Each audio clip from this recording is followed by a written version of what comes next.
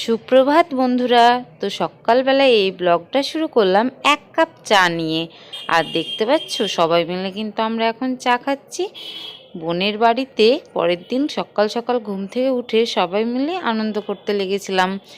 তো আজকে আমরা কোথায় যাব, কী করব সব কিছু তোমাদেরকে এই ব্লগের মাধ্যমে জানিয়ে দিব। তো বলতে বলতে বোন এক বাটি মুড়ি নিয়ে চলে এসেছে, যেটা আমরা সবাই মিলে খাবো। আর আমার পৃথ্বীরাজ কিন্তু মুড়ি খেতে খুব ভালোবাসে। যে যার কাজ নিয়ে ব্যস্ত, এইদিকে রিকনিঝুম ফোন ঘাটছে, এইদিকে আরেকটা মাসে ফোন ঘাটছে, আরেকটা মাসে ফোনে কথা বলছে। বেচারি পৃথ্বীরাজ কি করবে, তাই পিহু মাম্মাম পৃথ্বীরাজ দুজনে মারামারি করছে। দেখতে পাচ্ছ দুই ভাই বোনের মধ্যে কত মিল। ওরা একসঙ্গে খেলাও করে আবার একসঙ্গে মারামারিও করে। আর পিহু মাম্মাম পৃথ্বীরাজ সবাই মিলে দেখতে পাচ্ছ মুড়ি খাচ্ছে। খুব ভালো লাগছিল আমাদের একসঙ্গে থাকতে। অনেক দিন পর আমরা সবাই মিলে একসঙ্গে হয়েছি, তো তাই আমাদের আরও বেশি ভালো লাগছে। আর এই দিকে দেখো রিক নিঝুম বাপরে ফোন নিয়েই ব্যস্ত। তো যাই হোক, আজকে কিন্তু আমরা বোনের বাড়ি থেকে চলে যাব বড়দির বাড়ি। তো বোনের বাড়ি থেকে বড়দির বাড়ি অনেকটাই কাছে, তাই ভাবলাম একটু ঘুরেই আসা যাক। আর এই দিকে পৃথ্বীরাজ বোনদের ঘরে কি সুন্দর খেলে বেড়াচ্ছে দেখো, একবার জানলাতে উঠছে, একদম বিছানাতে উঠছে, মানে ওদের আনন্দ আর ধরে না, কি বলবো। তো যাই হোক, তোমরা এই পুরো ব্লগটা দেখতে থাকো, আমি আর বেশি বকবক করব না, তো চলো।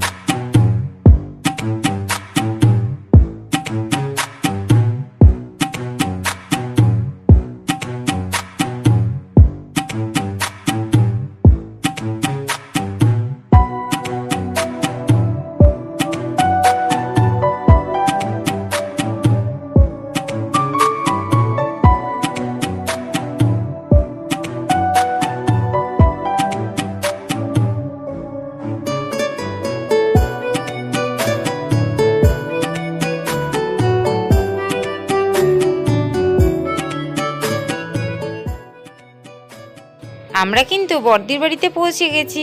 আর বড়দির বাড়িতে এসে আমি শাখা পড়ছিলাম, কেননা আমার শাখাটা বেড়ে গিয়েছিল। তো যে কারণে আমি দিদিকে বললাম শাখা পরবো, তো দিদি নিয়ে এসেছে। তো এই দিদিদের বাড়ির ওইখানে শাখাগুলো খুব ভালো হয়, তো সেই জন্য আমি আবার পরে নেব এইখানেই। তো দেখতে পাচ্ছ আমার কিন্তু এই শাখাগুলো খুব বেশ ভালো লাগছিল, যেটাই দেখছিলাম সেটাই পছন্দ হয়ে যাচ্ছিল। কিন্তু একটা সমস্যা হয়ে গেছিল, যে আমার হাতে একটা শাখা ছিল, সেই শাখাগুলো বের করতে মানে কি বলবো, আমার এত কষ্ট হয়েছিল যে আমি কান্নাই করে দিয়েছিলাম। তো মানে তোমরা দেখতে থাকো তাহলে বুঝতে পারবে, আমি তো একদম বের করতেই পারছিলাম না শাখাটা। এত মানে শাখাটা ছোট হয়েছিল, আমি যে কিভাবে পড়েছি আমি নিজেও জানি না, কিন্তু আমাকে বের করার সময় আমার মানে প্রচণ্ড কষ্ট হয়েছিল। দেখো ব্লগটি লাস্ট পর্যন্ত।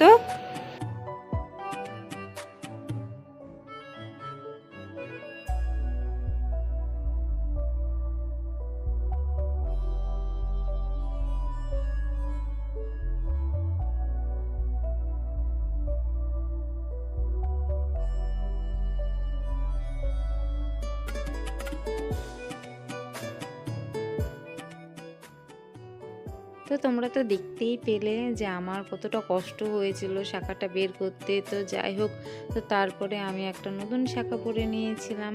তো এই ব্লগটা আমি এখানে এন্ড করে দিলাম। দেখা হচ্ছে তোমাদের সাথে নতুন একটা ব্লগের সঙ্গে।